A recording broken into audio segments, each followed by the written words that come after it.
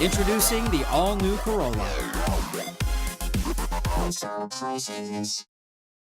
Included in the FY15 defense budget, $128 million in spending authorizations for Guam build-up projects at Andersen Air Force Base. The actual spending was included in the military construction bill the House passed last week. The Senate must still pass its own bill. The House Armed Services Committee defense bill would also roll back all restrictions on use of Government of Japan funds for the realignment. The bill calls for a review of requirements needed to keep a THAAD anti-missile battery on Guam and a cost comparison of the current rotation of air tankers in the Western Pacific versus permanent basing. Not yet in the bill, Congresswoman Madeline Bordallo's controversial H.R. 4402 that would allow the Navy to place a surface danger zone, or SDZ, over the Ritidian Wildlife Refuge for a firing range complex for U.S. Marines.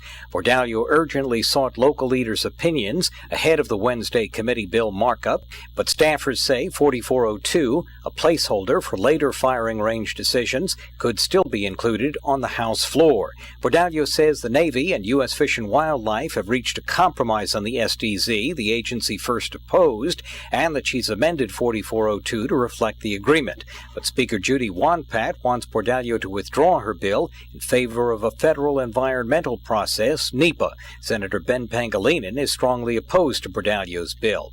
Separately, Bordallo offered 3 amendments to the pending NDAA, one on borrowed military manpower that passed by voice vote, another to allow the Chief of the National Guard Bureau to appoint generals as directors and deputy directors of the Army and Air National Guards, and a third to require DoD within 1 year to develop a strategy and plan to support and sustain the rebalance to the Asia-Pacific region.